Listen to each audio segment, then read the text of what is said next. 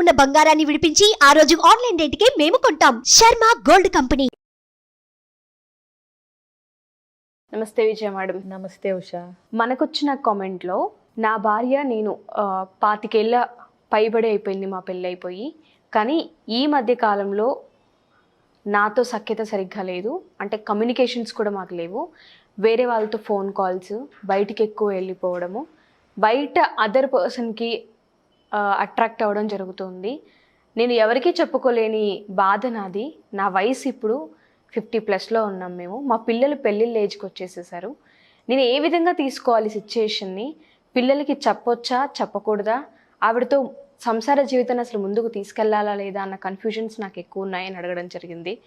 So ఇది చాలా దారుణం మేడం. అంటే పెళ్ళైన కొత్తలో ఇలాంటివి ఏదైనా ఉంది అంటే విడాకులు తీసుకోవడమో కట్ చేసుకోవడమో ఏదో చేస్తూ ఉంటాం.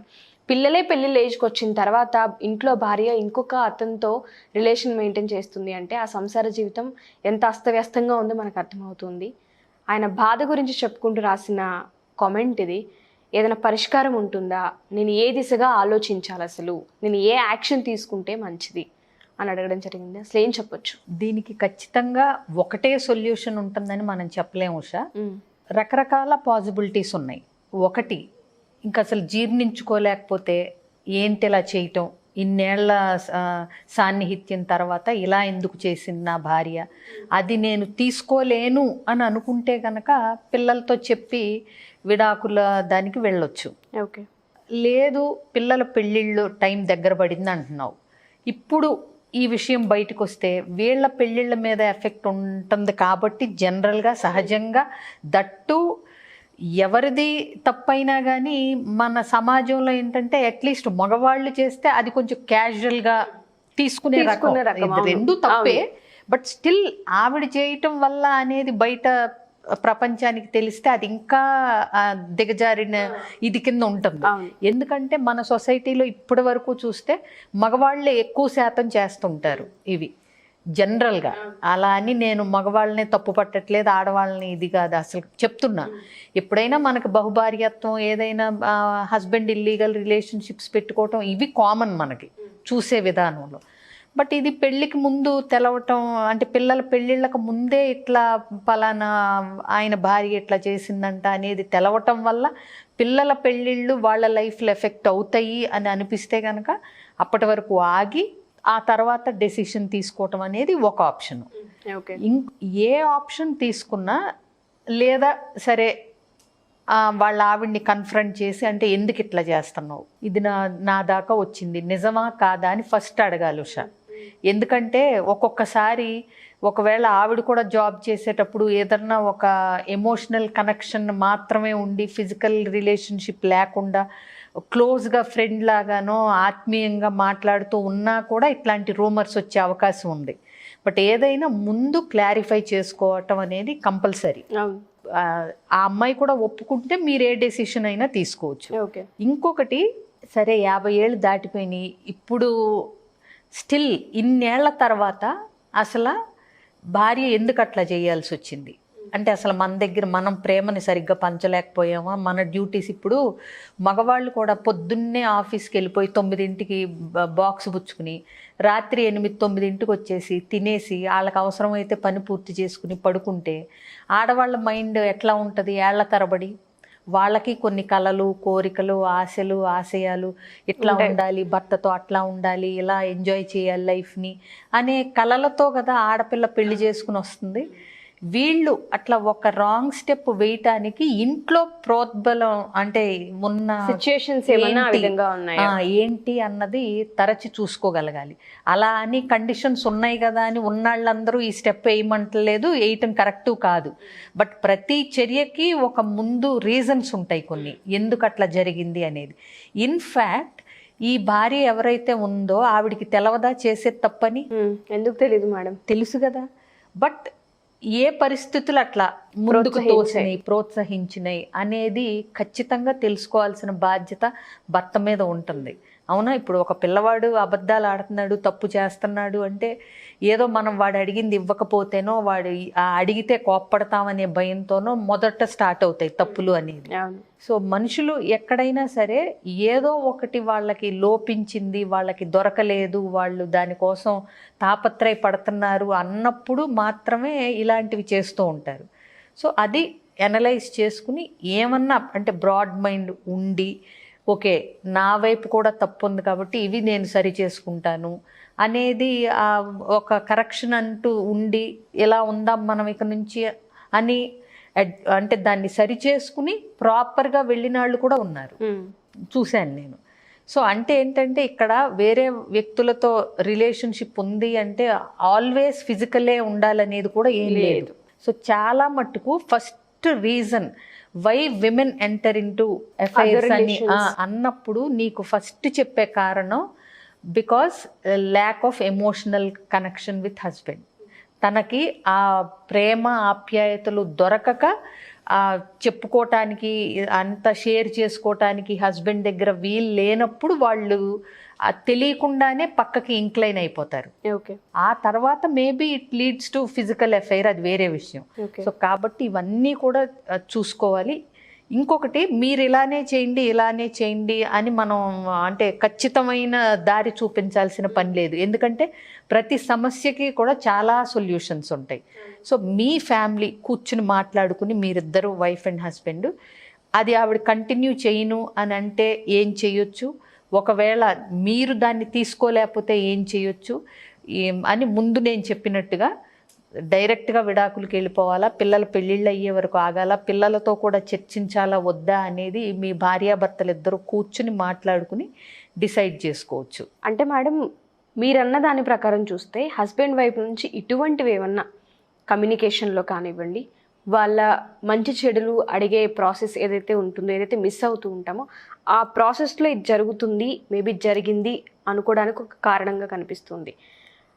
ఆమె వైపు నుంచి మనం ఆలోచిస్తే అట్లీస్ట్ పెళ్ళికి వచ్చిన పిల్లలు ఉన్నారు అంటే ఎక్కడో అక్కడ వాళ్ళతో షేర్ చేసుకోవచ్చు ఏం జరుగుతుంది అనేది, హస్బెండ్తో మాట్లాడొచ్చు కూర్చొని, లేదా ఇంకేమైనా సొల్యూషన్ ఉందేమో ఆలోచించవచ్చు. ఈ రాంగ్ ట్రాక్లోకి వెళ్తుంటే పిల్లల భవిష్యత్తు గురించి ఆవిడ ఆలోచించాల్సిన అవసరం ఉంది కదా అన్న పాయింట్ ప్రతి ఒక్కరికి వస్తూ ఉంటుంది. అది కూడా ఆ వయసులో. ఆవిడకి అసలు మీరు ఏం చెప్తారు అలాంటి లేడీస్కి, ఎవరైతే హస్బెండ్ సరిగ్గా లేడనో, లేదంటే తన అవసరాలకి మాత్రమే నేను ఉన్నానో, లేదంటే పిల్లల్ని చూసుకోవడానికి మాత్రమే ఇంట్లో ఉన్నానో ఫీల్ అయ్యే ప్రతి ఆడవాళ్ళు ఎవరైతే రాంగ్ స్టెప్స్లోకి వెళ్ళిపోతున్నారో వాళ్ళకు ఒక నిమిషం ఆలోచించుకోవాలన్నా, అట్లీస్ట్ పిల్లల భవిష్యత్తు గురించి, వాళ్ళ కెరియర్కి ఖచ్చితంగా బ్యాడ్ నేమ్ అనే చెప్పుకోవాలి. ఇది మనం వీళ్ళ కాలం ఎలా అయినా గడిపేస్తారు, తర్వాత వీళ్ళమ్మిలా అని చెప్తుంటే అసలు తీసుకోవడం చాలా కష్టం మేడం. అది వాళ్ళకి ఏం చెప్పొచ్చు, ఆ లేడీస్కి ఏం చెప్పొచ్చు మేడం? అసలు అంత ఆలోచించే ఇదే ఉంటే అసలు బేసిక్గానే ఆ రాంగ్ స్టెప్ చెయ్యరు. బట్ చేసే ముందు ఒకసారి ఏదన్నా పొరపాటున జరిగినా దానిలోంచి వెనక్కి రాగలగాలి. అర్థమైందా? ఇప్పుడు ఒక క్షణిక భావావేశంలో కానీ ఏదైనా భర్త నుంచి ప్రేమ దొరకట్లేదనో, నా భర్తకు అసలు నేను ఉన్నా లేకపోయినా విలువ లేదు, ఉన్నా లేనట్టే అసలు పట్టించుకోరు అనే ఏదన్నా ఒక ఫ్రస్ట్రేషన్స్తో వేరే వైపుకి మొగ్గు చూపినప్పుడు అట్లీస్ట్ దానిలోంచి పిల్లల్ని తలుచుకున్నప్పుడు బయటికి రావటానికి ట్రై చేయాలి. ఎందుకంటే ఇవాళ రేపు ఎన్ని రకాల మనస్తత్వాలు ఉన్నాయి ఉషా, చాలా ఉన్నాయి. ఇప్పుడు అడిగితే ఒప్పుకోని భార్య ఉంటుంది, అడిగితే నన్ను హెరాస్ చేస్తున్నాడని చెప్పి ఎదురు కేసేసిన భార్యలు ఉన్నారు, ఇది బయటపడి అడిగితే. సో అందుకని ఏంటంటే మనుషులు కూడా ఇంగితాలు, ఎథిక్స్ ఇవన్నీ మర్చిపోతున్నారు కొంతమంది. సో ఏదైనా సరే ఒక పెళ్ళైన స్త్రీకి డిఫరెంట్ రోల్స్ ఉంటాయి. అంటే ఏంటి, భార్యగా, కోడలిగా, తల్లిగా, అత్తగా ఉంటాయి. సో ఒక రోల్లో న్యాయం జరగలేదని వేరే రోల్కి అన్యాయం చేయటం అనేది ఎంతవరకు కరెక్ట్ అనేది ఎవరికి వాళ్ళు ఆలోచించుకోగలగాలి. ఇప్పుడు నీ భార్య రోల్కి చాలా నష్టం జరిగింది, బట్ నువ్వు ఈ నష్టాన్ని తీసుకుని ఏదన్నా ఒక చర్య తీసుకుంటున్నప్పుడు నీ తల్లి పాత్రకి ఎలాంటి వస్తుంది అనేది నువ్వు అనలైజ్ చేసుకోగలగాలి. ఎగ్జాక్ట్లీ ఆ పాయింటే అడగబోతున్నా. సో చేసుకోగలగాలి. ఎందుకంటే మనం ఎక్కడో మన ఇంట్లో ఒకటే ప్రపంచం కాదు, మనం ఒక జనారణ్యంలో ఉంటున్నాం, ఒక సమాజంలో ఉంటున్నాం. ఇంకొకటి, ఇప్పుడు భర్త పోతేనే చాలామంది ధైర్యంగా సింగిల్ మదర్ కింద మళ్ళీ పెళ్లి చేసుకోకుండా ఉన్న సందర్భాలు కూడా మనం చాలా చూసాం. మంది తల్లులు అవునా? పోషించారు పిల్లల్ని. సో భర్త నుంచి ప్రేమ ఆప్యాయతలు లేవు అనేది ఎన్ని రీజన్స్ మనకున్నా, నేనెప్పుడు ఏం చెప్తానంటే, మనకి వేరే వ్యక్తితో రిలేషన్షిప్లోకి ఎంటర్ అవ్వటం ఎప్పుడూ తప్పు కాదు, కానీ ఎప్పుడూ కూడా విడాకులు తీసుకుని ఆ పని చేయండి అంటున్నాను. చట్టబద్ధంగా సమాజం ఆమోదం పొందే విధంగా చేయండి. ఇప్పుడు నీ భర్త నిన్ను పట్టించుకోవట్లేదు, నీకు ఈ రిలేషన్షిప్లో ఏ హ్యాపీనెస్ లేదు, ఓకే, డిసైడ్, ఒకటి కట్ చేసి ఇంకో దానిలోకి వెళ్ళండి అని చెప్తాను నేను, అబ్బాయిలకైనా సరే అమ్మాయిలకైనా సరే. అప్పుడు ఏమవుతుందంటే నీ మనసుకి ఒక సాటిస్ఫాక్షన్ ఉంటుంది, అట్లాగే ఎవ్వరూ నిన్ను వేలెత్తి చూపే పని ఉండదు. ఇంకొకటి, నువ్వెవరికి జవాబుదారీతనం కాదు. బట్ ఈ పనులు చేస్తే అందరూ including your family members won't be happy నువ్వు చేసిన పని వల్ల. ఇది మగవాళ్ళు చేసినా ఆడవాళ్ళు చేసినా దీన్ని చీటింగ్ అంటాం అప్పుడు, అవునా? ఇల్లీగల్ ఎఫైర్ అంటాం. వాటి పేర్లు చూడు. అదే డివోర్స్ తీసుకుని ఒక మనసుకు నచ్చని వ్యక్తి, ఒక మనతో పాటు సఖ్యత కుదరదు ఇంకా మా ఇద్దరికి, నాకు ఇక్కడ విలువ లేదు అనుకున్నప్పుడు దానిలోంచి వెళ్ళిపోండి. చట్టబద్ధంగా డివోర్స్ తీసుకోండి, నచ్చిన వ్యక్తిని పెళ్లి చేసుకోండి.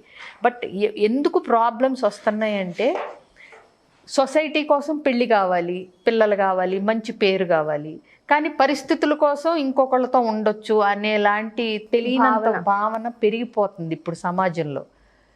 బట్ బయటపడిన రోజున అది సరే, ఎవరు పట్టించుకుంటారు ఎవరు పట్టించుకోకపోయినా అది ఎమోషనల్ ట్రామా అనేది నెక్స్ట్ పిల్లలు ఉంటే గనక వాళ్ళ మీద చాలా చాలా ఇంపాక్ట్ చూపిస్తుంది అనేది ఖచ్చితంగా గమనించాలి. ఎందుకంటే అది వాళ్ళ లైఫ్ అంతా ఉండిపోద్ది ఆ ఎమోషనల్ ట్రామా. మీ అమ్మ ఇలా చేసిందంటగా అనేది, అమ్మని ఎవరికన్నా పరిచయం చేయాలన్నా, తను నా తల్లి అని చెప్పుకోవాలన్నా వీళ్ళకి ఒకలాంటి ఒక అసహ్య భావం, ఏహ్యత ఇలాంటివి కలిగే అవకాశాలు ఉంటాయి. ఎందుకైనా సరే కొంతమంది సానుభూతితో అర్థం చేసుకోవచ్చు, మా నాన్న ఇలా కాబట్టి మా అమ్మ అలా అనేది. అది అర్థం చేసుకోగలిగిన పిల్లలకైతేనే తెలుస్తుంది. బట్ ఏదో సూపర్ఫిషియల్గా చూసినప్పుడు ఏదైనా మనం తీసుకునే స్టెప్ మన పిల్లల దగ్గర మనం తలంచుకుని ఒక సంజాయిషి చెప్పుకునేలాగా అయితే ఉండకూడదు తల్లిదండ్రులకి. అది దృష్టిలో పెట్టుకుని ఏ నిర్ణయం అయినా తీసుకోండి.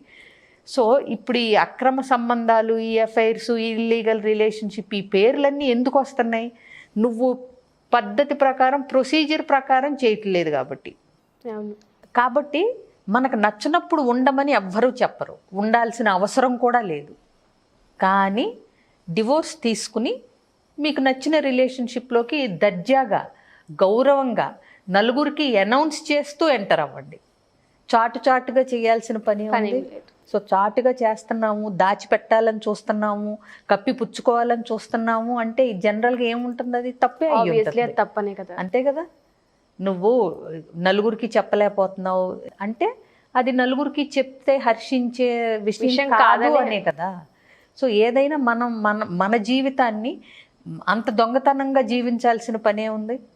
నీకు ఒక రిలేషన్షిప్ నచ్చలేదు, అది నీ ఇష్టం, పడేదానివి నువ్వు, కష్టం నీది, సుఖం నీది, ఆ బాధలు అన్నీ నీవి. కాబట్టి నీకు నచ్చకపోతే దర్జాగా విడిపోండి, విడాకులు తీసుకోండి, మళ్ళీ పెళ్లి చేసుకోండి, నచ్చిన వ్యక్తితో హాయిగా జీవితాన్ని ఆస్వాదించండి. Thank you ma'am, thank you so much.